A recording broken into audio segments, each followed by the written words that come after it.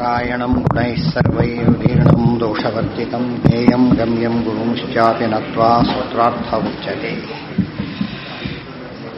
समस्तगुणसम्पूर्णं सर्वदोषविवर्जितं लक्ष्मीनारायणं वन्दे भक्ताभीष्टफलप्रदम्। तथा च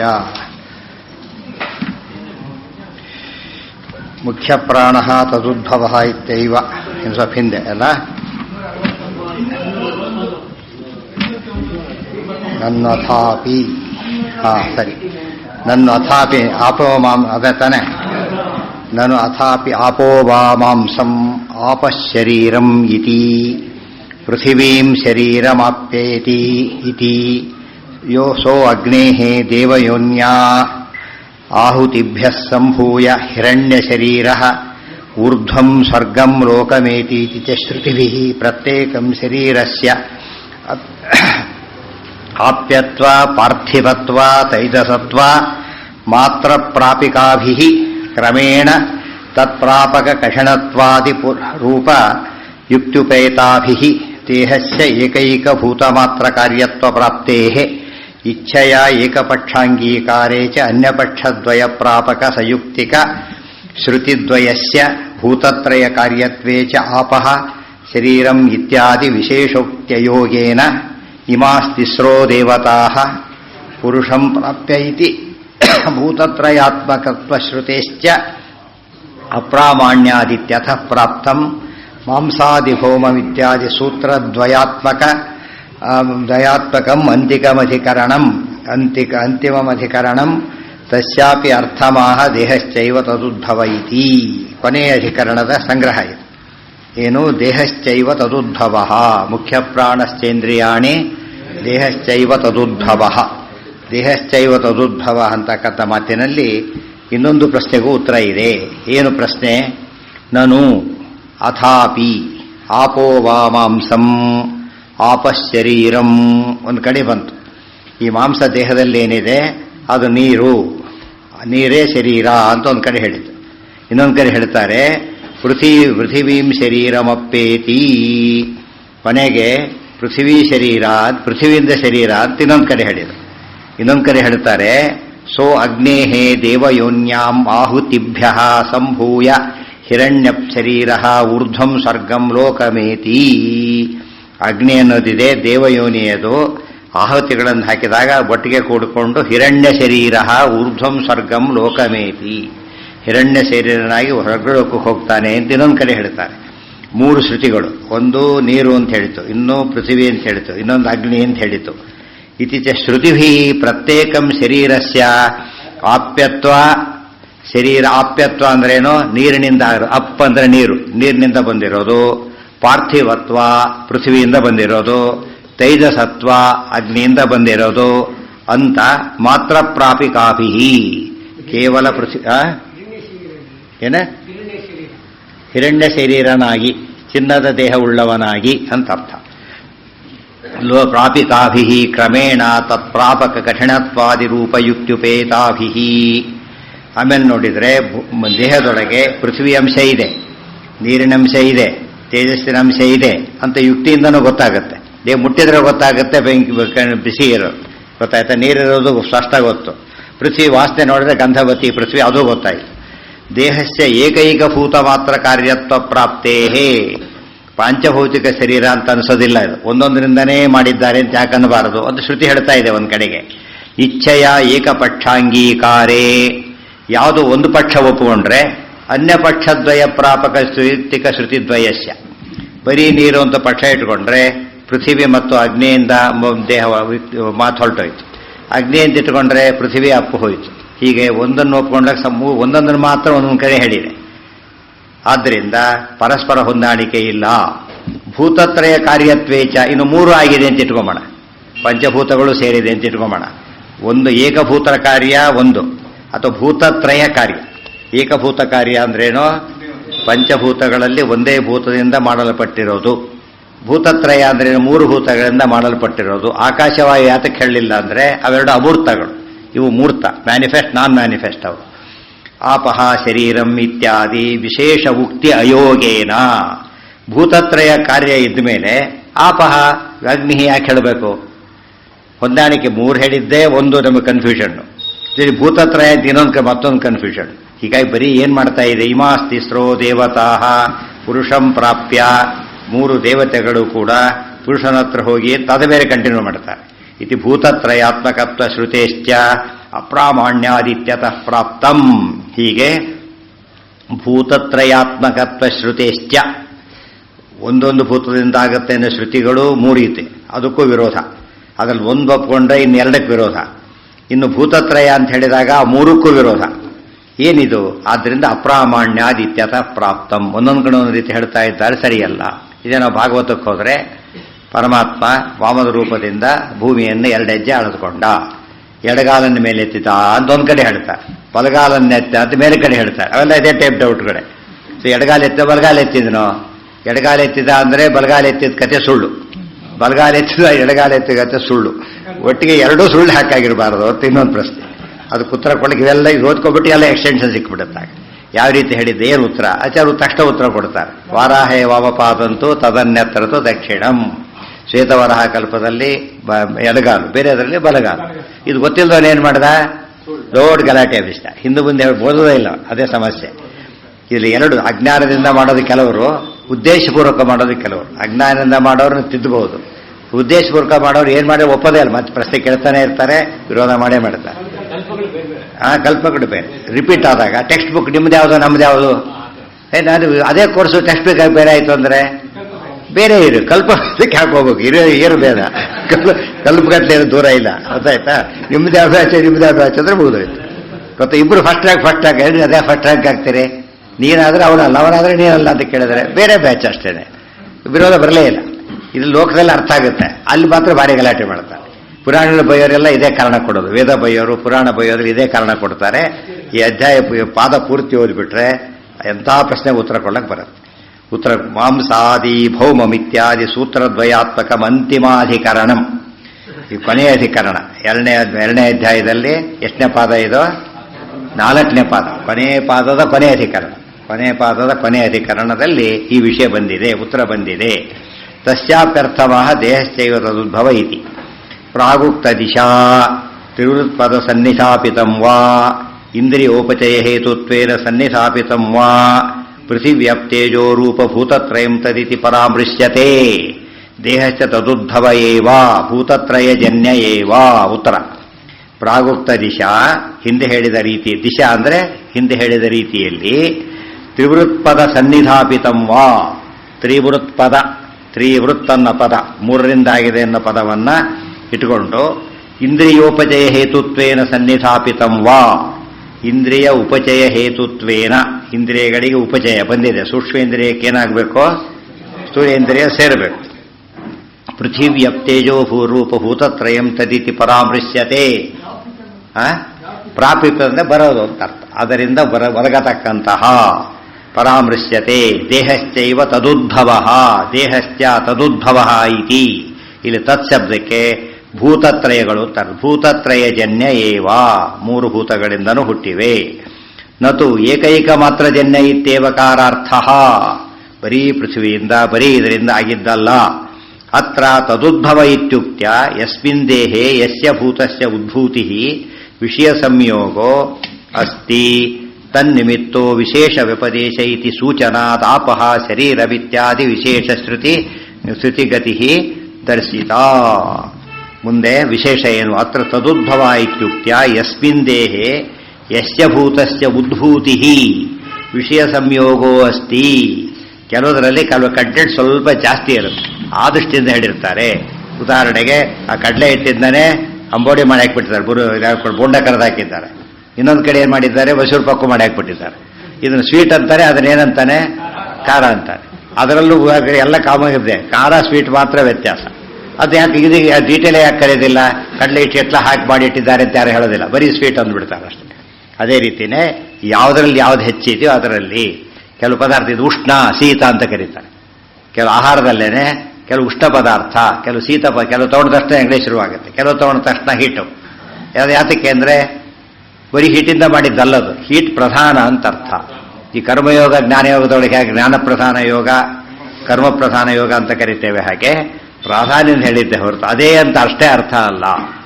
ದೇವತೆಗಳು ತೇಜೋಮಯ ಶರೀರ ಅಂದ್ಬಿಡ್ತಾರೆ. ತೇಜೋಮಯ ಶರೀರ, ತೇಜಸ್ ತುಂಬಾ ಜಾಸ್ತಿ ಇರೋದ್ರಿಂದ ತೇಜೋಮಯ ಶರೀರ, ಗೊತ್ತಾಯ್ತಾ? ಫ್ಯಾಟ್ ಬಾಡಿ ಅಂತ. ಉಳಿದ್ರಲ್ಲಿ ಫ್ಯಾಟ್ ಇಲ್ಲಿ ಏನಾಗಿದ್ರೆ ಬಿ ಪಿ ಎಲ್ರಿಗಿರಲ್ಲ, ಬಿ ಪಿ ಎಲ್ಲಿ ಸತ್ತೋಗ್ತಾರೆ. ಬಿ ಪಿ ಇಲ್ದ ಹೋದ್ರೆ ಬಿ ಪಿ ಇದೆ ಅಂದ್ರೆ ಏನರ್ಥ? ನಾರ್ಮಲ್ ಅಂತ ಜಾಸ್ತಿ ಇದೆ ಅಂತಾರೆ. ಬಿ ಪಿನೇ ಇಲ್ಲ, ಶುಗರೇ ಇಲ್ಲ ಅಂದ್ರೆ ಸತ್ತೋಗಿದ್ದಾರೆ ಅಂತ ಅರ್ಥ. ಏನೋ ದೇವತೆಗಳ ಶರೀರದಲ್ಲಿ ಪೃಥ್ವಿ ಅಂಶ ಇದೆಯಾ? ಇದೆ, ನೆಗ್ಲಿಜಿಬಲ್ ಇರುತ್ತೆ, ಜಾಸ್ತಿ ಇರುತ್ತೆ ಲೈಟ್. ಅಥಾಪಿ ಯದಾಶ್ರಯಾತ್, ಆದ್ದರಿಂದ ಸೂಚನಾದ್ ಆಪಶ್ಶರೀರಂ ಇತ್ಯಾದಿ ವಿಶೇಷ ಶ್ರುತಿಗತಿ ದರ್ಶಿತ. ಆಪಶ್ಶರೀರಂ ಕೆಲವು ಪದ ಪಿತ್ತ ಪದಾರ್ಥ, ವಾತ ಪದಾರ್ಥ ಕರೆಯೋದಿಲ್ಲ.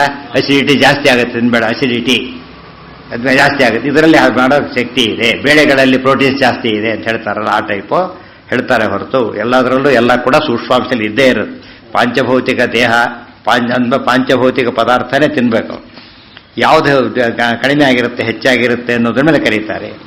ನನು ಅಥಾಪಿ ಯದಾಶ್ರಯಾತ್ ಅಸ್ಯ ಚೇಷ್ಟಾ ಇತಿ ಭಾರತೋಕ್ತ ಅಖಿಲ ಚೇಷ್ಟ ತತ್ವರೂಪ ಮಹಾತ್ಮ್ಯವತ್ವಾತ್ ಪ್ರಾಣಃ ಸ್ವತಂತ್ರಃ ಇತಿ ಯುಕ್ತ್ಯುಪೇತಯ ನ ಪ್ರಾಣಃ ಕಿಂಚಿದಾಶ್ರಿತಃ ಇತಿ ಪ್ರಾಣಸ್ಯ ಪ್ರಾಣಸ್ವಾತಂತ್ರ್ಯಶ್ರುತ್ಯ ಪ್ರಾಣಃ ಪರವಶೇ ಸ್ಥಿತಃ ಇತಿ ಪ್ರಾಣಪಾರತಂತ್ರ್ಯಶ್ರುತೇಃ ವಿರುದ್ಧತ್ವೇನ ಅಪ್ರಾಮಾಣ್ಯಂ ಸ್ಯಾದಿತ್ಯತಃ ಪ್ರಾಪ್ತಂ ಚಕ್ಷುರಾದಿವದಿತ್ಯಾದಿ ಸೂತ್ರದ್ವಯಾತ್ಮಕಂ ಸಪ್ತಮಮಧಿಕರಣಂ ತದರ್ಥಂ ಭಾಷತೆ.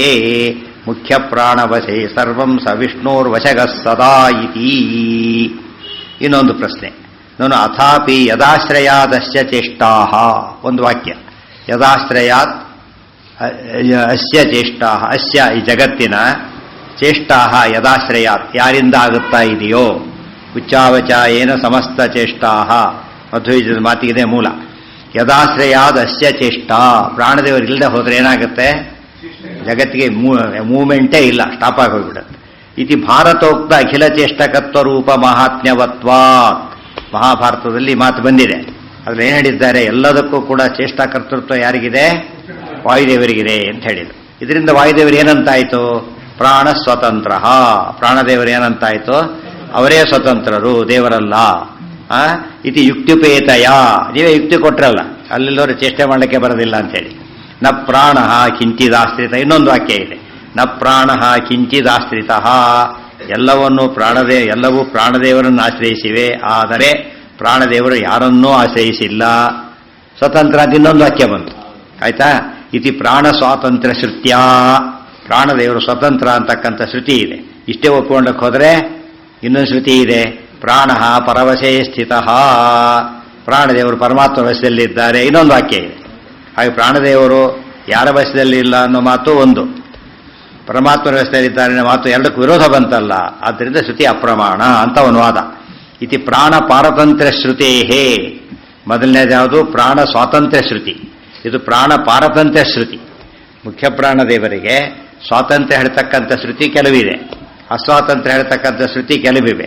ಸ್ವಾತಂತ್ರ್ಯ ಅಸ್ವಾತಂತ್ರ್ಯ ಎಂಬುದು ಎಂಥದ್ದದು? ಪರಸ್ಪರ ಅತ್ಯಂತ ವಿರುದ್ಧವಾದ ಪದಗಳು.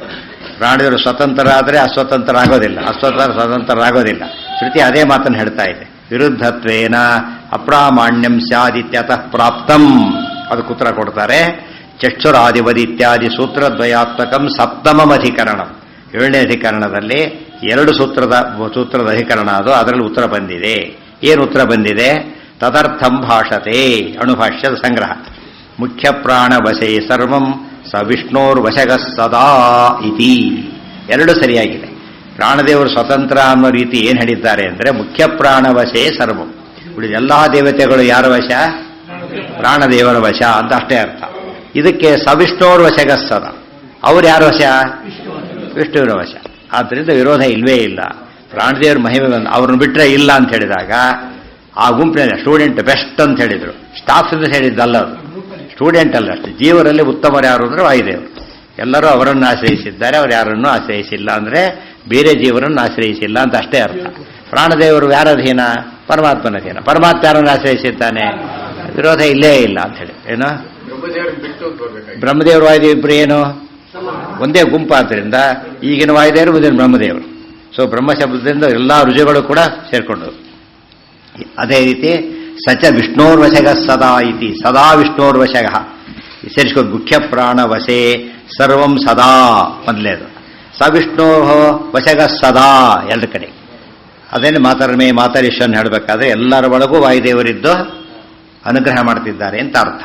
ಅವರೊಳಗೆ ಯಾರಿದ್ದಾರೆ? ಗೋವಿಂದೇ ದೇಹಿ ಭಕ್ತಿಂ ಮುಂದೆ. ವಶಃ ಸದಾ ವಶಗಃ ಅಂತ ವಶ ವಶಗಃ ಹಿಂದೆ ಬಂತದು ಹೇಳ್ಬೇಕು, ಹೇಳಿದ್ರೆ ಅಂತ ಬರೀ ವಶ ಅಂದ್ಬಿಟ್ರೆ ಅಧೀನ ಅಂತ ಆಗತ್ತೆ. ವಶಗ ಅಂದ್ರೆ ಏನು? ಗಮನ, ಗಮನಾದಿ ಎಲ್ಲವನ್ನೂ ಕೂಡ ಅಧೀನದಲ್ಲಿದ್ದೇ ಮಾಡ್ತಾನೆ. ವ್ಯಕ್ತಿಯೂ ಅಧೀನ, ಅವನ ಆಕ್ಟಿವಿಟೀಸು ಅಧೀನ. ಇಲ್ಲದವ್ರ ವ್ಯಕ್ತಿ ಅಧೀನ. ಒಬ್ಬ ಸರ್ಕಾರಿ ನೌಕರ ಇದ್ದಾನೆ, ಆಫೀಸಲ್ಲಿ ಮನೆ ಬಂದರೆ ಏನು ಕೇಳಾಗಿಲ್ಲ, ಮತ್ತೆ ಏನು ಮಾಡ್ತೀನಿ ಅಂತ ಫೋನ್ ಮಾಡಿ ಡಿಸ್ಟ್ರಾಕ್ಟ್ ಮಾಡೋದಿಲ್ಲ, ಮೂರು ಅಷ್ಟೇ. ಇದು ಹಾಗಲ್ಲ ಜೀವ. ಪ್ರತಿಯೊಂದು ಸ್ಟೇಜಲ್ಲಿ ಏನಾಗಿದ್ದಾನವನು? ಪರಮಾತ್ಮನ ಅಧೀನನಾಗಿದ್ದಾನೆ. ತೇನ ವಿನ ತೃಣಮಪಿ ನ ಚಲತಿ, ಅದು ವಿಶೇಷ. ಹೌದು, ಆಗಿರಲೇಬೇಕು, ಎಲ್ಲರೂ ಸಾಧ್ಯನೇ. ಅದು ಮತ್ತೆ ಮನೆ ಬರುತ್ತೆ 4ನೇ ಅಧ್ಯಾಯದಲ್ಲಿ ಹೇಳ್ತಾರೆ ಅದನ್ನೆಲ್ಲ. ಸರ್ವಂ ರುದ್ರಾದಿ ಜಗತ್ ಸ ಮುಖ್ಯ. ಸರ್ವಂ ಶಬ್ದಕ್ಕೆ ರುದ್ರಾದಿ ಜಗತ್ ಅಂತ ಅರ್ಥ. ಸರ್ವಂ ಅಂದ್ರೆ ರುದ್ರಾದಿ ಸರಸ್ವತಿ ಭಾರತೀಯರನ್ನು ಹಿಡ್ಕೊಂಡು, ಸರಸ್ವತಿ ಭಾರತೀಯರು ಯಾಕೆ ಹೇಳಿಲ್ಲ ಅಂತ ಕೇಳಬಾರ್ದು. ಅವರು ಪತ್ನಿಯರಾದ್ರಿಂದ ಅಂಡರ್ಸ್ಟುಡ್ ಅಂತ ಅರ್ಥ. ಇವತ್ತಿನ ಕಾಲಕ್ಕೆ ಅಂಡರ್ಸ್ಟುಡ್ ಅಲ್ಲ, ಇವತ್ತಿನ ಕಾಲಕ್ಕೆ ದಿವಸ ಪೇಪರ್ ಬರ್ತಾರೆ. ಅತ್ರ ಹಿಂದಿನ ಕಾಲಕ್ಕೆ ಪದ್ಧತಿ ಅದು. ಅತ್ರ ಮುಖ್ಯ ಪ್ರಾಣ ವಿಷ್ಣೋರ್ವಶಃ ಇತ್ಯೇವ ಪೂರ್ತೌ ಮುಖ್ಯ ಪ್ರಾಣವಶೇ ಸರ್ವಮಿತ್ಯುಕ್ತಿ ಪ್ರಾಣ ಸ್ವಾತಂತ್ರ್ಯ ಶ್ರುತ್ಯಾದೇಹೇ ಅವಾಂತರೇಶ್ವರ ಅನನ್ಯೇಶ್ವರ ಪರತ್ವರೂಪಗತಿ ಸೂಚನಾಯ. ಸರ್ವಂ ಸರ್ವಂ ಅಂತ ಯಾತಕ್ಕೆ ಹೇಳಿದ್ರು ಅಂತ ಕೇಳಿದ್ರೆ, ಪ್ರಾಣ ಸ್ವಾತಂತ್ರ್ಯ ಶ್ರುತಿಗಳಿಗೆ ಅವಾಂತರ ಈಶ್ವರ ಅನನ್ಯೇಶ್ವರತ್ವ ರೂಪ ಗತಿ ಸೂಚನಾಯ. ಅವಾಂತರೇಶ್ವರ, ಅವಾಂತರೇಶ್ವರ ಅಂದ್ರೇನು? ಸಬ್ ರೂಲರ್ ಯಾರು? ವಾಯುದೇವರು. ರೂಲರ್ ಯಾರು? ಪರಮಾತ್ಮ. ಸಬ್ ಅಂತೀವಲ್ಲ, ಸಬ್ ರಿಜಿಸ್ಟ್ರಾರ್, ಸಬ್ ಅಂತ ಕರೆದಾಗ ಹೇಗೋ ಹಾಗೆ. ಈ ಹಿಂದಿ ಸಬ್ ಅಲ್ಲ, ಹಿಂದಿ ಸಬ್ ಅಂದ್ರೇನು? ಸರ್ವ ಅಂತ ಆಗಿಬಿಡೋದು. ಹಾಗಲ್ಲ, ಅವಾಂತರ ಸೆಕೆಂಡರಿ ಎಂಬ ಅರ್ಥದಲ್ಲಿ. ಸೆಕೆಂಡರಿ ಸ್ವಾತಂತ್ರ್ಯ ಇರೋದು ಯಾರಿಗೆ? ವಾಯುದೇವರಿಗೆ. ಪ್ರೈಮರಿ ಸ್ವಾತಂತ್ರ್ಯ ಯಾರಿಗೆ? ದೇವರಿಗೆ. ಅವಾಂತರ ಅಂದ್ರೆ ಸೆಕೆಂಡರಿ. ಅವಾಂತರ ಈಶ್ವರ ವಾಯುದೇವರು. ಅನನ್ಯ ಈಶ್ವರ, ಅನ್ಯ ಈಶ್ವರ ಶನ ವಿದ್ಯತೆ, ಅನನ್ಯೇಶ್ವರ ಅವನೇ ಸರ್ವತಂತ್ರ, ಇನ್ನೊಬ್ಬ ಈಶ್ವರ ಇಲ್ಲ, ಅದು ಮುಖ್ಯೇಶ್ವರ ದೇವರು ಅಂತ ಗತಿ ಸೂಚನಾಯ. ಎರಡು ಶ್ರುತಿಗಳಿಗೂ ಕೂಡ ಗತಿ, ಇದಕ್ಕೆ ಈ ಅರ್ಥ, ಇದಕ್ಕೆ ಈ ಅರ್ಥ ಅಂತ ವ್ಯವಸ್ಥೆ ಮಾಡೋದಕ್ಕೋಸ್ಕರ ಹೇಳಿರೋದ್ರಿಂದ ಮುಖ್ಯ ಪ್ರಾಣವಶೇ ಸರ್ವಂ ಸವಿಷ್ಣೋ ವಶಗ ಸದಾ ಇತಿ. ಅವಾಂತರೇಶ್ವರತ್ವೇನ ತಸ್ಯೇಶ್ವರ ವಶೋ ಭವೇತ್. ಅನನ್ಯೇಶ್ವರತಾ ಪ್ರಾಣೇ ತದನ್ನೇಶ್ವರ ವರ್ಜನಾತಿತ್ಯಾದೇಹೇ. ಅವಾಂತರೇಶ್ವರತ್ವೇನ ತಸ್ಯ ಈಶ್ವರ ವಚೋ ಭವೇತ್. ಅನನ್ಯೇಶ್ವರತಾ ಪ್ರಾಣೇ ತದನ್ನೇಶ್ವರ ವರ್ಜನ. ಅವಾಂತರೇಶ್ವರತ್ವ ಮತ್ತು ಈಶ್ವರತ್ವ ಅಂತ ಎರಡು ಮಾತಿದೆ. ಅನನ್ಯೇಶ್ವರತಾ ಪ್ರಾಣೇ ತದನ್ನೇಶ್ವರ ವರ್ಜನ. ಪ್ರಾಣದೇವರಿಗೆ ಅನನ್ಯೇಶ್ವರ ಅಂತ ಕರೆದರೆ ದೇವರು ಬೇರೆ ಈಶ್ವರ ಇಲ್ಲ ಅಂತ ಅರ್ಥ. ದೇವರಿಗೆ ಅನನ್ಯೇಶ್ವರ ಅಂದರೆ ಬೇರೆ ಯಾರೂ ಇಲ್ಲೇ ಇಲ್ಲ ಅಂತ ಅರ್ಥ. ಈ ಅರ್ಥದಲ್ಲಿ ಯಾವ ಸಮಸ್ಯೆನೂ ಇಲ್ಲ ಅಂತ ಹೇಳಿ ಗತಿ ತೋರಿಸಿದರು. ಇದೇ ರೀತಿಯೇ ಮತ್ತೆ ಇದಕ್ಕೆ ರಾಯರ ಸ್ತೋತ್ರ ಅರ್ಥ ಆಗಬೇಕೀಗ. ಇದು ಅರ್ಥ ಆಗತ್ತೀಗ. ಸರ್ವವಿದ್ಯಾ ಪ್ರವೀಣೋನ್ಯೋ ರಾಘವೇಂದ್ರ ಅನ್ನ ವಿದ್ಯತೆ. ಅವರು ಪೂರ್ಣ ಪ್ರಜ್ಞರು ಅಂತಾಯ್ತು. ಆಚಾರ್ಯರು ಪೂರ್ಣ ಪ್ರಜ್ಞರು. ಏನು ಹೇಳಬೇಕೀಗ? ವಿರೋಧ ಬಂತಲ್ಲ ಅಂದರೆ ಅಲ್ಲ. ಭಾಷ್ಯಕಾರರಾಯಿತು, ಟೀಕಾಕಾರರಾಯಿತು, ಟಿಪ್ಪಣಿಕಾರರ ಒಂದು ಗುಂಪಿನಲ್ಲಿ ಇವರಿಗೆ ಸಮ ಇಲ್ಲ. ಆ ಗುಂಪಲ್ಲಿ ಗೊತ್ತಾಯ್ತಾ? ವಿರೋಧ ಬರಲೇ ಇಲ್ಲ. ವಿರೋಧ ಬಂತ ಬರಲಿಲ್ಲ. ಆ ರೀತಿ ಅರ್ಥ ಮಾಡಿಕೊಂಡ್ರೆ ಬ್ರಹ್ಮಸೂತ್ರ ಭಾಷ್ಯ ಓದಿದಾಗ ರಾಯರ ಸ್ತೋತ್ರ ಅರ್ಥ ಆಗುತ್ತೆ. ಮುಖ್ಯಾರ್ಥ ಹಾಗೆ ತಿಳ್ಕೊಂಡ್ಬಿಟ್ರೆ ಏನಾಗುತ್ತೆ? ಆಗಿದ್ರೆ ರಾಯರು ಸರ್ವೋತ್ತಮನೇ ಆಗಿಬಿಡ್ತಾನೆ. ಅದು ಶ್ರೀ ರಾಘವೇಂದ್ರ ಹರಿಪಾದ ಕಂಜ ನಿಷೇವಣ ಲಬ್ಧ ಸಮ, ಅಲ್ಲಿಗೆ ಉತ್ತರ ಇದೆ. ಆದ್ದರಿಂದ ಅರ್ಥ ಮಾಡಬಾರದು. ಅರ್ಥ ಆಯ್ತಾ? ಇದು ಯಾವ ಸಮಸ್ಯೆನೂ ಬರೋದಿಲ್ಲ. ಇಲ್ಲವರು ಯಾವ ಶ್ಲೋಕ ತಗೊಂಡ್ರು ಕೂಡ ಏನು ಬರುತ್ತೆ ನಿಮಗೆ? ಸಮಸ್ಯೆ ಬಂದೇ ಬರುತ್ತೆ. ಭಾಗವತದಲ್ಲಿ 16 ಬರುತ್ತೆ. ಪರಿವೃತ್ತನಂತ ರಾಜ ಆಗಲೇ ಇಲ್ಲ ಅಂದ್ಬಿಡ್ತಾರೆ.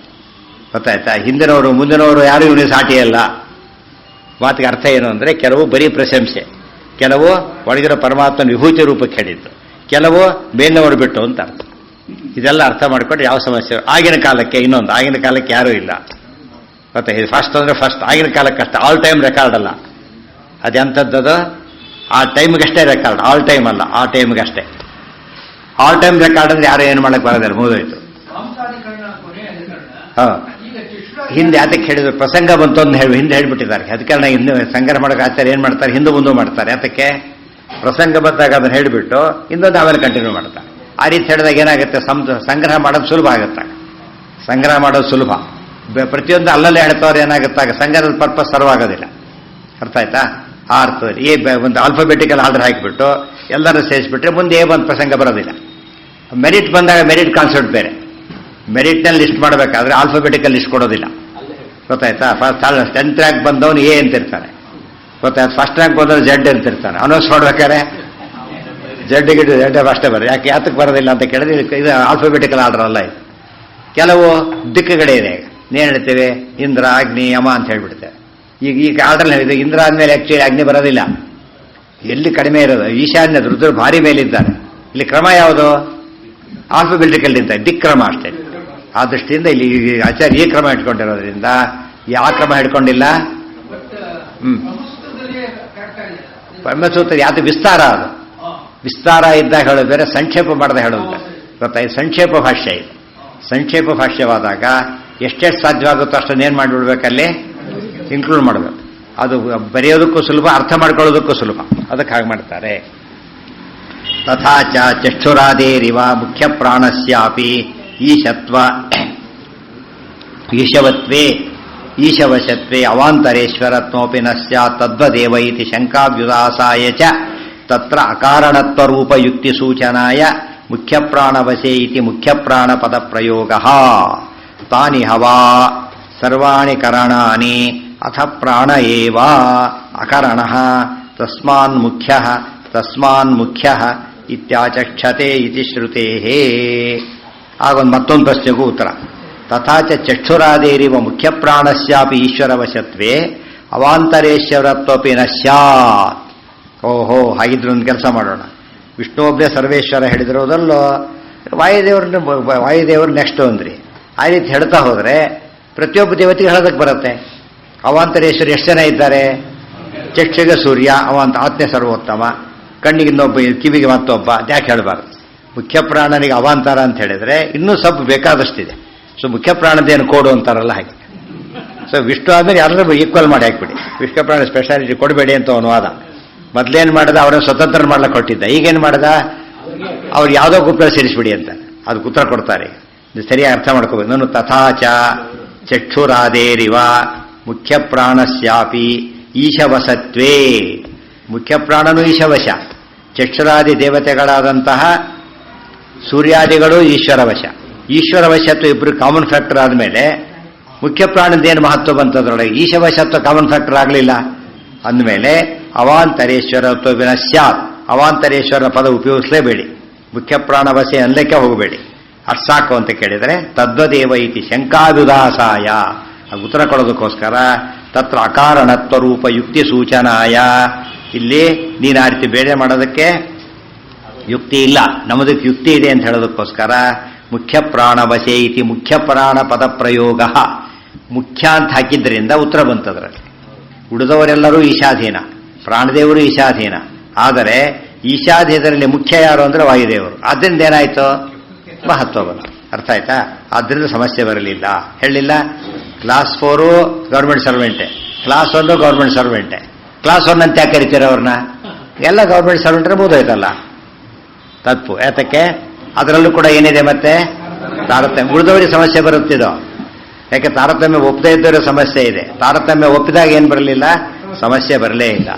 ಇನ್ನೂ ಇಬ್ಬರು ಒಂದೇ ಕೇಳಿದ್ರೆ ಸೀನಿಯರ್ ಅಷ್ಟೇ ಅವನು, ಎಲ್ಲ ಒಂದೇ ಹೆಸರು, ಸ್ಯಾಲ್ರಿ ಈಕ್ವಲ್, ಅವನ ಹೆಡ್. ಯಾತಕ್ಕೆ? ಕೆಲಸದ ಒಂದೇ ದಿವಸ ಸೀನಿಯರ್ ಅಷ್ಟೇನೆ, ಮುಗಿದೋಯ್ತು ಕತೆ. ಇಷ್ಟು ಗೌರವ ಕೊಡದೆ ಹೋದ್ರೆ ಕತೆ ಮುಗಿದೋಗುತ್ತೆ. ಅದು ತಾರತಮ್ಯ ಒಪ್ಪದೆ ಹೋಗಿದ್ರೆ ಎಷ್ಟು ಸಮಸ್ಯೆ ಬರ್ತೈತೆ ನಮಗೆ. ಅದೆಲ್ಲ ಒಪ್ಪಿದ್ರಿಂದ ಯಾವ ಸಮಸ್ಯೆನೂ ಇಲ್ಲ. ಉಳಿದವರು ಭಾಷೆ ಬರೆದಾಗ ಏನು ಭಾಷೆ ಬರೀತಾರೆ? ಸಾಧ್ಯನೇ ಇಲ್ಲ ಅದಕ್ಕೆ. ಅಧೀನರಾಗಿರೋದ್ರಿಂದ ಸರಿನೇ. ತಾನಿ ಹವಾ. ಆ ಕಣ್ಣಿಲ್ಲ ಅಂದ್ರಿ ಕಣ್ಣು ಕೊಟ್ರಿ, ಕಿವಿ ಇಲ್ಲ ಅಂದ್ರಿ ಕಿವಿ ಸರಿ ಮಾಡಿದ್ರಿ, ಮತ್ತೆ ಪ್ರಾಣ ಇಲ್ಲಾಂದ್ರೆ ಪ್ರಾಣನ ಕೊಡ್ರಿ, ಏನ್ ಮಾಡಕ್ ಬರುತ್ತೆ? ಈಗ ಮುಖ್ಯ ಪ್ರಾಣ ಶಬ್ದಕ್ಕೆ ಅದೇ ಸ್ವಾರಸ್ಯ. ಈಗ ಇವತ್ತು ಪ್ರಾಣ ಹೋದವ್ರಿಗೆ ಟ್ರೀಟ್ಮೆಂಟ್ ಕೊಡೋ ವ್ಯವಸ್ಥೆ ಇಲ್ಲ. ಕಣ್ಣಿಗಿಂಡಿಗೆಲ್ಲ ಏನೇ ವ್ಯವಸ್ಥೆ ಇದೆ? ವ್ಯವಸ್ಥೆ ಇದೆ. ಆದರೆ ಪ್ರಾಣ ಹೋದವರನ್ನು ಬದುಕಿಸಲಾಗುತ್ತದೆ ಒಂದು ಕಡೆನೂ ಹಾಕಿಲ್ಲ ಬೋರ್ಡ್. ಯಾಕೆ? ಮುಖ್ಯ ಪ್ರಾಣ ವಶೇ ಸರ್ವಂ. ಅವರದ್ದು ಏನೂ ಮಾಡಕ್ಕೆ ಬರೋದಿಲ್ಲ. ಇದು ಅನುಭವದಲ್ಲಿ ಬಂದೋಗಿದೆ. ಪ್ರಾಣನೇ ಹೋಗಿದೆ, ನಾವೇನು ಮಾಡೋಣ ಅಂತಾರಲ್ಲ ಹಾಗೆ. ಪ್ರಾಣನೇ ಹೋಗಿದೆ, ಅವ್ರ ಬಾಯಲ್ಲಿ ಮಾತು ಬರುತ್ತದ. ಪ್ರಾಣ ಏನು ಮಾಡಕ್ಕೆ ಬರುತ್ತೆ? ಮತ್ತೆ ಪ್ರಾಣದೇವರು ಬೋಟಾಗ ಆಯ್ತಲ್ಲ. ಈಗ ಬಾಯಲ್ಲಿ ಹೇಳ್ತಾರೆ, ಅವನು ಮನಸ್ಸನ ಬಂದಿಲ್ಲ. ಸರಿಯಾಗಿ ಅರ್ಥ ಮಾಡ್ಕೊಂಡ್ರೆ ಪ್ರಾಣದೇವರು ಜೀವೋತ್ತವರು ಪ್ರತಿಯೊಬ್ಬರು ಬಾಯಲ್ಲೂ ಬರಬೇಕು. ಬಾರ್ದವ್ರ ಬಾಯಲ್ಲೂ ಬರೋದಷ್ಟು ಬಟ್ಟಿ ಕಡಿಮೆ ಆಗ್ಬಿಟ್ಟಿದೆ. ಗೊತ್ತಾಗ ಕೇಳಿ ಹಾಂ ಏನದು ಆಕ್ಸಿಜನ್? ಸತ್ತವರಿಗೆ ಆಕ್ಸಿಜನ್ ಕೊಟ್ಟರೆ ಏನಾಗಲ್ಲ, ಇನ್ನೂ ಉಸಿರಾಟ ಇರುತ್ತೆ. ಅದನ್ನ ಏನು ಮಾಡುತ್ತೆ, ಅದನ್ನ ಬಿದ್ದವ್ರನ್ನ ಕೈ ಕೊಟ್ಟು ಎಬ್ಸಿದ್ರೆ ಆಗೋ ಹಾಗೆ. ಗೊತ್ತಾಯ್ತಾ? ಹೆಡ ನೆಬಸ್ಲಕ್ಕಾಗತ್ತಾ? ಯಾರು ನೆಬಸ್ಬೋದು? ಬಿದ್ದಾಡಿ ಪಾಪ ಸ್ವಲ್ಪ ಕಡೆ ಸ್ವಲ್ಪ ಮಾಡಿದ್ರೆ ಇರ್ತಾರೋ, ಇಲ್ಲವ್ರು ಇರ್ಲಕ್ಕೆ ಸಾಧ್ಯ ಇಲ್ಲ. ಸೊ ಪ್ರಾಣಿ ಎಲ್ಲೆಲ್ಲಿ ಆಕ್ಸಿಜನ್ ಹಾಗಿದ್ರೆ ಆಕ್ಸಿಜನ್ ಬದುಕಾದ್ರೆ ಯಾರು ಸಾಯ್ತಾರೇ ಇದ್ದಿಲ್ಲ. ಆಗಿದ್ರೆ ಯಾವ್ದಾದ್ರು ಆಕ್ಸಿಜನ್ ಹಾಕಿ ಕುಡಿಸ್ಬಿಡೋದಾಗಿತ್ತು. ಟೆಂಪ್ರರಿ ಅದು ಕೂಡ ಸ್ವಲ್ಪ ಲೈಫ್ ಇರ್ಬೇಕು ಅದಕ್ಕೆ. ಇಲ್ಲವ್ರು ಮಾಡಕ್ಕೆ ಬರೋದಿಲ್ಲ. ಕೆಲಸಕ್ಕೆ ಏನು ಮಾಡ್ತಾರೆ, ಅದನ್ನ ಸುಮ್ಮನೆ ನೋಡೋರಿಗೆ ಕೆಲಸುತ್ತೆ. ಅದು ಮೋಸ. ಅದು ಕೆಲಸ ಅವ್ರು ಇದ್ದಾರೆ ಅಂತ ಅನಿಸೋಕ್ಕೋಸ್ಕರ ಮಾಡ್ತಾರೆ, ಅದು ಮೋಸ. ಅದೆಲ್ಲ ಮಾಡ್ತಾರೆ. ಫಾರಿನಲ್ಲಿ ಭಾರಿ ಜಾಸ್ತಿ ಅಂತ ಅದೆಲ್ಲ. ಅದು ಒಂದು ದೊಡ್ಡ ಇದೆ, ಅದರಲ್ಲಿ ಎಕ್ಸ್ಪರ್ಟ್ಸ್ ಇರ್ತಾರೆ. ಸತ್ಯದ ಗೊತ್ತಾಗದಂತಾನೆ ಇದು ಮಾಡ್ತಿರೋದು ಬದುಕಿರೋರಿಗೆ. ಇನ್ನೂ ಕೆಲವರು ಇರ್ತಾರೆ, ಅಯ್ಯೋ ಅವೆಲ್ಲ ಭಾರಿ ನಮ್ಮಲ್ಲಿ ಕಿತಾಬತಿ ಮಾಡ್ತಿರ್ತಾರೆ. ಆ ಸತ್ಯ ಸರ್ ಬದುಕಿರೋ ಸೈನ್ ಮಾಡಿದಾರದು ಪ್ರಶ್ನೆ ಬಂದರೆ ಇನ್ಸ್ಪೆಕ್ಷನ್ ಮೇಲೆ ಕಷ್ಟ ಅಂತೇಳಿ ಉಸಿರಾಡಿಸ್ತಾ ಇರ್ತಾರೆ. ಅವ್ರು ಬದುಕಿದ್ದಾರೆ ಅಂತ ಸರ್ಟಿಫೈ ಮಾಡಬೇಕು. ಇವೆಲ್ಲ ಮಾಡ್ತಿರುತ್ತೆ. ಎಷ್ಟೋ ಅದರಿಂದ ಅವ್ರ ಸೈನ್ ಸಿಗ್ನೇಚರ್ ಎಷ್ಟು ಬೆಲೆ ಇರುತ್ತೆ. ಅದು ಸತ್ತ ಅಂತ ಆಗ್ಬಿಟ್ರೆ ಹೋಗ್ಬಿಡುತ್ತೆ ಅಂತೇಳಿ ಅದು ಬೇಕಾಷ್ಟು ಮಾಡ್ತಾರೆ. ಆದರೆ ಅವೆಲ್ಲ ಮೋಸನೇ ಹೊರತು ವಸ್ತುಸ್ಥಿತಿಯಲ್ಲಿ ಪ್ರಾಣ ಹೋದ ಕೇಸನ್ನ ಬದುಕಿಸಿದ್ದು ಎಲ್ಲೆಲ್ಲೂ ಇಲ್ಲ, ನಮ್ಮಲ್ಲಿದೆ. ಯಾತಕ್ಕೆ? ರಾಯರು ಆದರೆ ಬದುಕಿಸಿದ್ದಾರೆ. ಯಾತಕ್ಕೆ? ಪ್ರಾಣದೇವರ ಭಕ್ತರಾದ್ದರಿಂದ ಅವ್ರ ಮಾತಿಗೆ ಮಾಡಿ ಬಂದರು. ಉಳಿದವರಿಗೆಲ್ಲ ಸಾಧ್ಯ ಇಲ್ಲ. ಬೇರೆ ಸೈಂಟಿಫಿಕಲಿ ಇಂಪಾಸಿಬಲ್. ಶಾಸ್ತ್ರದ ಪ್ರಕಾರ ಅಷ್ಟೇ ಸಾಧ್ಯ. ಏನ? ಹೌದು, ಪ್ರಾರ್ಥನೆ ಮಾಡ್ತಾರೆ, ಬರ್ತಾರೆ.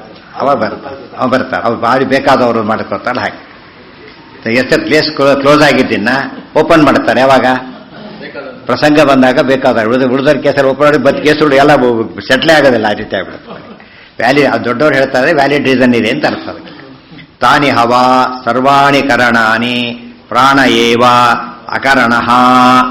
ಎಲ್ಲರೂ ಕರಣಗಳು, ಪ್ರಾಣದೇವರು ಮಾತ್ರ ಅಕರಣರು. ಅಕರಣರು ಅಂದ್ರೇನು? ಇನ್ನೊಬ್ರು ಸಹಾಯ ತಗೊಳ್ಳದೇ ಇರೋರು. ಕಣ್ಣು ಕೆಲಸ ಮಾಡಬೇಕು, ಪ್ರಾಣ ಇರಬೇಕು ಫಸ್ಟ್. ಅದಕ್ಕೆ ಸತ್ತೋಗಿದ್ದಾನೆ, ಇವನ್ ಕಣ್ಣು ಬೇರೆಯವ್ರಿಗೆ ಇಡ್ತಾರೆ. ಇವನಿಗೆ ಯಾತಕ್ಕೆ ಉಪಯೋಗ ಇಲ್ಲ? ಪ್ರಾಣ ಇಲ್ಲ. ಪ್ರಾಣ ಇರೋನಿಗೆ ಕೊಟ್ರೆ ಕಣ್ಣು ಕಾಣಿಸುತ್ತಾನೆ. ಅರ್ಥ ಆಯ್ತಾ? ಸ್ವಲ್ಪ ಕಣ್ಣು ಕೆಲಸ ಮಾಡ್ಬೇಕಾದ್ರೆ ಏನಿರಬೇಕು? ಕಾಲು ಕೆಲಸ ಮಾಡ್ಬೇಕಾದ್ರೆ ಎಲ್ಲ ಗ್ಯಾಂಗ್ರೀನ್ ಹೋಯ್ತು ಸಹ ಕಟ್ ಮಾಡಿ ಹಾಕ್ಬಿಡ್ತಾರೆ. ಗೊತ್ತಾ? ಪ್ರಾಣಶಕ್ತಿ ಇಲ್ಲ ಅಲ್ಲಿ. ಬ್ಲಡ್ ಸರ್ಕ್ಯುಲೇಷನ್ ಇಲ್ಲ ಅಂದರೆ ಪ್ರಾಣಶಕ್ತಿ ಇಲ್ಲ ಅಲ್ಲಿ. ಆದ್ದರಿಂದಾಗಿನೇ ಏನು ಮಾಡಕ್ಕೆ ಬರೋದಿಲ್ಲ. ತೆಗೆದಾಕ್ದಷ್ಟು ಬೇಗ ತೆಗೆದಾಕ್ದಷ್ಟು ಕ್ಷೇಮ. ಅರ್ಥ ಆಯ್ತಾ? ಆದರೆ ಪ್ರಾಣದೇವರು ಮಾತ್ರ ಇವ್ರು ಯಾರು ಸಹಾಯನೂ ಬೇಕಿಲ್ಲ. ಒಬ್ಬ ಕುರುಡ, ಪ್ರಾಣ ಇದೆ ಅವನಿಗೆ, ಸೊ ಕಣ್ಣಲ್ಲಿ ಅವಲಂಬಿಸಿಲ್ಲ. ಪ್ರಾಣ ಇರೋದು ಯಾವ್ದು ಅವಲಂಬಿಸಿಲ್ಲ, ಕಣ್ಣಲ್ಲಿ ಅವಲಂಬಿಸಿಲ್ಲ. ಒಬ್ಬ ಕಾಲೇ ಇಲ್ಲ ಅವನಿಗೆ, ಪ್ರಾಣ ಇದೆ, ಸೊ ಕಾಲಿನ ಅವಲಂಬಿಸಿಲ್ಲ. ಆದರೆ ಕಾಲಿರ್ಲಿಕ್ಕೆ ಪ್ರಾಣ ಬೇಕು. ಅರ್ಥ ಆಯ್ತಾ? ಧೂಮ ಇದ್ರೆ ವನ್ಯ ಇರ್ತದೆ, ವನ್ಯ ಇರ್ಲಿಕ್ಕೆ ಧೂಮ ಬೇಕಾಗಿಲ್ಲ. ಅರ್ಥ ಆಯ್ತಾ ಈಗ? ಸೊ ಪ್ರಾಣದೇವರನ್ನೊಬ್ಬನೇ ಇಟ್ಕೊಂಡ್ರೆ ಅದನ್ನೇ ಎಕ್ಸಾಮಿನ್ ಮಾಡಿದ್ರು. ಯಾರು ಬಿಟ್ಟಾಗ ದೇಹ ಸಾಯುತ್ತೆ, ಯಾರು ಎಂಟರಾದ ದೇಹ ಬದುಕುತ್ತೆ, ಇದೇ ಟೆಸ್ಟ್. ಅದು ಕರ್ಣ ಕುರುಣ ಹೇಳ್ತಾರೆ, ಕರ್ಣಾಭಿಮಾನಿಸುರರು ದೇಹವನ್ನು ಬಿಡಲು ಕುರುಡ ಕಿವುಡ ಮೂಕ ಎಂದೆನಿಸುವ. ಅವನು ಸತ್ ಹೆಣ ಅಂತ ಕರೀಲಿಲ್ಲ. ಹೆಣ ಅಂತ ಹೆಸರು ಬರೋದು ಪರಮ ಮುಖ್ಯ ಪ್ರಾಣ ತೊಲಗಲ ದೇಹವನ್ನು ಅರಿತು ಪೆಣನೆಂದು ಪೇಳುವರು ಬುಧ ಜನ. ಆಗ ಹೆಣ ಅಂತ ಕರೀತಾರೆ. ಎಷ್ಟು ಇಂಪಾರ್ಟೆಂಟ್. ಪ್ರತಿ ದಿವಸ ಮಾಡೋ ಎಕ್ಸಾಮ್, ಯಾರು ಬೇಕಾದ್ರೂ ಪರೀಕ್ಷೆ ಮಾಡ್ಕೋಬೋದು. ಇವತ್ತು ಕಣ್ಣು ಮುಚ್ಕೊಂಡಿರ್ತಾನೆ, ಮನೆಗಾರಲ್ಲ ಸತ್ತೋದಾರ ಅಂತ ಕರಿಬೇಕಾಗತ್ತೆ. ಕಣ್ಣು ಯಾವ ಎಚ್ಚರಣೆ ಇಲ್ಲ, ಸತ್ತಿಲ್ಲ ಅವನು, ಯಾಕೆ ಪ್ರಾಣ ಇದೆ ಅವನಿಗೆ. ಇನ್ನೊಬ್ಬನು ಅದೇ ರೀತಿ ಇದ್ದಾನೆ, ಪ್ರಾಣನೇ ಇಲ್ಲ. ಅರ್ಥ ಆಯ್ತಾ? ಇದನ್ನ ಸರಿ ಯೋಚನೆ ಮಾಡಿದರೆ ಮಧ್ವ ಸಿದ್ಧಾಂತ ಪ್ರಾಕ್ಟಿಕಲಿ ಅನುಭವಕ್ಕೆ ಬರೋದು. ಯಾರು ನೆಗೆಟ್ ಮಾಡೋಕ್ಕೆ ಸಾಧ್ಯನೇ ಇಲ್ಲ. ಏನಾಗಿದೆ, ಅವರು ಸುಳ್ಳುಗಳನ್ನ ಒಳ್ಳೆ ಎಕ್ಸ್ಪೆರಿಮೆಂಟ್ ಮಾಡಿ ಇಷ್ಟು ದಪ್ಪ ಹೇಳ್ಕೊಡ್ತಾರೆ. ನಮ್ಮಲ್ಲಿ ಅದು ಹೋಗ್ಬಿಟ್ಟಿದೆ, ಆದ್ದರಿಂದ ಜನಕ್ಕೆ ಗೊತ್ತೇ ಇಲ್ಲ. ಕರಣ, ಕಾರಣ ಇಲ್ಲಿ ಇಂದ್ರಿಯ ಅಲ್ಲ. ಇಲ್ಲಿ ಕರಣ ಅಂದ್ರೇನು? ಇವತ್ತು ತಗೊಳ್ಳಿ ಉದಾಹರಣೆಗೆ, ಈಗ ಕುಠಾರೇಡ ದಾರು ಚಿನ್ನತ್ತಿ, ಕೊಡ್ಲಿಯಿಂದ ಸೌದೆ ಕಡಿತಾನೆ. ಸೌದೆ ಕಡಿಯೋದೇನೋ ಕ್ರಿಯಾ. ಯಾವುದರಿಂದ ಕಡಿತಾನೆ? ಕೊಡ್ಲಿಯಿಂದ. ಕೊಡ್ಲಿ ಎಂಬ ಕಡಿಯೋದು ಯಾರು? ಒಬ್ಬ ವ್ಯಕ್ತಿ. ಕಡಿಯೋನು ಕರ್ತೃ, ಅದು ಕರ್ಮ. ಯಾವುದರಿಂದ ಕಡಿತಾನೆ? ಅದು ಕರಣ. ಅದು ಕರಣ ಇಂದ್ರಿಯ ಅಲ್ಲ. ಅಲ್ಲಿ ಏನದು? ಸಾಧನ ಅಂತ. ಕರಣ ಅಂದ್ರೆ ಸಾಧನ. ಮುಖ್ಯ ಪ್ರಾಣದೇವರಿಗೆ ಬೇರೆ ಸಾಧನದ ಅಗತ್ಯ ಇಲ್ಲ. ದೇವರ ಅನುಗ್ರಹ ಒಂದೇ ಸಾಕು. ಉಳಿದವರಿಗೆ ದೇವರ ಅನುಗ್ರಹ ಜೊತೆ ಇವರ ಅನುಗ್ರಹ ಬೇಕು ಜೊತೆಗೆ. ಗೊತ್ತಾಯ್ತಾ? ಉದಾಹರಣೆ ಇನ್ನೂ ಸಿಂಪಲ್ ಆಗಿ ತಗೊಳ್ಳಿ. ಈಗ ಸೂರ್ಯ, ಕಣ್ಣು ಸೂರ್ಯ ಪ್ರಾಣದೇವರು, ಕಿವಿಗೆ ಚಂದ್ರ. ಚಂದ್ರನ ಹೆಲ್ಪ್ ಸೂರ್ಯನಿಗೆ ಬೇಕಾಗಿಲ್ಲ, ಆದರೆ ಪ್ರಾಣದ ಹೆಲ್ಪ್ ಬೇಕು. ಮತ್ತೆ ಪ್ರತಿಯೊಬ್ಬರಿಗೂ ಪ್ರಾಣದೇವರ ಹೆಲ್ಪ್ ಕಾಮನ್, ಆದರೆ ಇವ್ರ ಹೆಲ್ಪ್ ಬೇಕಾಗಿಲ್ಲ. ಏನಾಯ್ತಾಗ? ಪ್ರಾಣದೇವರು ಎಲ್ಲರಿಗೂ ಏನಾದ್ರೂ ಈಗ ಡೆಪ್ಯೂಟಿ ಆದಾಗಾಯ್ತು ದೇವರಿಗೆ. ಆದ್ದರಿಂದಾಗಿನೇ ಅವರು ಜೀವೋತ್ತಮರು. ಏನು ಕರಣಕ್ಕೂ ಕಾರಣಕ್ಕೂ ವ್ಯತ್ಯಾಸ. ಕಾರಣದಲ್ಲಿ ಯಾವುದು ಗ್ರೇಟೆಸ್ಟೋ ಅದೇನಂತಾರೆ? ಕರಣ. ಕಾರಣೇಶು ಯದತಿಶಯಿ ತತ್ಕರಣಂ. Most important. ಇವತ್ತು ಪರೀಕ್ಷೆಗೆ ಹೋದ ಅವನು, ಒಂದು ಕಾರಲ್ಲಿ ಹೋದ ಅಥವಾ ಸ್ಕೂಟರಲ್ಲಿ ಹೋದ, ನಡ್ಕೊಂಡು ಹೋದ, ಸೈಕಲಲ್ಲಿ ಹೋದ, ಗೊತ್ತಾಯ್ತಾ, ಎಲ್ಲ ತಯಾರು ಮಾಡ್ಕೊಂಡು ಡ್ರೆಸ್ ಹಾಕೊಂಡು ಹೋದ, ಗೊತ್ತಾಯ್ತಾ, ಅವೆಲ್ಲ ಕಾರಣಗಳು ಸರಿನೇ. ಹಾಲ್ ಟಿಕೆಟ್ ತಗೊಂಡ, ಎಲ್ಲ ಇದೆ, ಅಡ್ಮಿಷನ್ ಟಿಕೆಟ್ ಎಲ್ಲ ತಗೊಂಡು ಹೋದ. ಆದರೆ ಒಳಗೋದ, ಅದನ್ನು ಓದಿದ್ದಾನೆ. ಇಷ್ಟರಲ್ಲಿ ಯಾವುದಿಲ್ಲದೆ ಹೋದ್ರೆ ಫೇಲ್ ಆಗ್ತಿದ್ದವನು? ಓದಿದ್ದು ಕಾರಣ, ಉಳಿದೆಲ್ಲ ಏನೋ ಕಾರಣಗಳು. ಅವ್ನು ಅಕಸ್ಮಾತ್ ಯಾರೋ ಡ್ರಾಪ್ ಕೊಡಲಿಲ್ಲ ಇನ್ ಟೈಮು, ಪಾಪ ಲೇಟ್ ಆಗ್ತಿತ್ತು ಪರೀಕ್ಷೆಗೆ, ಯಾರೋ ಕೊಟ್ಟರು, ರ್ಯಾಂಕ್ ಬಂದ್ಬಿಟ್ಟ. ಡ್ರಾಪ್ ಕೊಟ್ಟಿದ್ದಕ್ಕೆ ರ್ಯಾಂಕ್ ಬಂದಿದ್ದಲ್ಲ, ಇಲ್ಲವ್ರು ಎಲ್ಲರೂ ಅವ್ರಿಗೆಲ್ಲ ಡ್ರಾಪ್ ತಗೊಂಡ್ಬಿಡ್ತಿದ್ರು ಅಷ್ಟೇ. ಅದು ಕಾರಣ ಅಷ್ಟೇನೆ. ಆದರೆ ಓದಿದ್ದ ಅದು ಕಾರಣ ಕೂಡ ಏನಂತ ಕೊಡ್ತಾರೆ? ಓದಿದ್ದ ರ್ಯಾಂಕ್ ಬಂದು, ಓದಿದ್ದು ಕಾರಣ. ಗೊತ್ತಾಯ್ತಾ? ಸೊ ಅನೇಕ ಕಾರಣಗಳ ಮಧ್ಯೆ ಯಾವ ಕಾರಣ ಅತ್ಯಂತ ಮುಖ್ಯನೋ ಏನಂತ ಕರೀತಾರೆ? ಅದಕ್ಕೆ ಕಾರಣ ಅಂತ ಕರೀತಾರೆ. ಈ ಕಾರಣ ಬೇರೆ. ಯಾವ ಕಾರಣ? ತಿಥಿ ಯೋಗ ಕಾರಣ. ಈ ಕಾರಣ ಬೇರೆ, ಆ ಕಾರಣ ಬೇರೆ, ಕಾರಣ ಬೇರೆ. ಮತ್ತೆ ಅದರಲ್ಲಿ ಈ ಅರ್ಥ ತಿಳ್ಕೋಬೇಕು. ಅದನ್ನ ಹೇಳ ಅಕಾರಣ ಅದು ಬೇರೆ ಸಾಧನ ಬೇಕಿಲ್ಲದವನು ಅಂತ ಅರ್ಥ. ಇವರಿಗೆ ಪ್ರಾಣದೇವರು ಎಲ್ಲರಿಗೂ ಕಾಮನ್ ಆಗಿ ಬೇಕು. ಎಲ್ಲ ಯಾವುದೇ ಕರ್ಮೇಂದ್ರಿಯ ಆಗಲಿ ಜ್ಞಾನೇಂದ್ರಿಯ ಆಗಲಿ, ಎಲ್ಲ ಜ್ಞಾನೇಂದ್ರಿಯಗಳಿಗೂ ಎಲ್ಲ ಕರ್ಮೇಂದ್ರಿಯಗಳಿಗೂ ಯಾರಿರಬೇಕು? ಹೋಲಿ ಮನಸ್ಸಿದೆ, 11 ಇಂದ್ರಿಯಗಳಿಗೆ ಯಾವ್ದು ಬೇಕೋ? ಪ್ರಾಣ ಬೇಕು. 11 ಇಂದ್ರಿಯಕ್ಕೂ ಪ್ರಾಣಗಳು ಬೇಕು. ಅಂದಮೇಲೆ ಏನಾಯ್ತು? ಈಗ ಮುಖ್ಯತ್ವ ಬಂತು. ಅದಕ್ಕೆ ಮುಖ್ಯ ಅಂತ ಹೇಳ್ತಾರೆ. ಮುಖ್ಯ ಪ್ರಾಣ, ಚೀಫ್ ಮುಖ್ಯ ಅಂದ್ರೆ ಚೀಫ್. ಎಲ್ಲ ಇಂದ್ರಿಯಗಳು ದೊಡ್ಡದು ಯಾವುದು? ಸಾಕ್ಷಿ. ಆ ಸಾಕ್ಷಿಗಳು ಯಾರು? ವಾಯುದೇವರು. ಆ ವಾಯುದೇವರು ಎಂದೂ ತಪ್ಪು ಮಾಡೋದಿಲ್ಲ. ಆದ್ರಿಂದ ಸಾಕ್ಷಿ ಎಂದೂ ತಪ್ಪು ಮಾಡೋದಿಲ್ಲ. ಅದಕ್ಕೆ ಡೈರೆಕ್ಟ್ಲಿ ಅಂಡರ್ ಕಂಟ್ರೋಲ್ ಆಫ್ ಪ್ರಾಣ ಆದ್ದರಿಂದ ತಪ್ಪು ಮಾಡೋದೇ ಇಲ್ಲ. ಇದು ವೆರಿ ಇಂಟ್ರೆಸ್ಟಿಂಗ್. ಅದು ತಾನಿ ಹವಾ ಸರ್ವಾಣಿ ಕರಣಾನಿ ಅಥ ಪ್ರಾಣ ಏವ ಅಕರಣ ತಸ್ಮಾನ್ ಮುಖ್ಯ ಇತಿ ಆಚಕ್ಷತೆ ಇತಿ ಶ್ರುತೇ. ಹೀಗೆ ಶ್ರುತಿ ಸ್ಪಷ್ಟ ಹೇಳಿಬಿಟ್ಟಿದೆ. ಅತ್ರ ಸರ್ವದಾ ವಿಷ್ಣುವಶಗೌನ ಕದಾಚಿತ್ ಅನ್ಯಥಾ ಇತ್ಯುಕ್ತ್ಯ ಉತ್ಪತ್ತೌ ಇವ ಪಾರತಂತ್ರೇಪ್ಯಸ್ತು ಕಾಚಿತ್ ವ್ಯವಸ್ಥಾ ಇತಿ ನಿರಸ್ಥಂ. ಮುಂದೆ ಆ ವಿಷಯ ನಾಳೆ. ಓಂ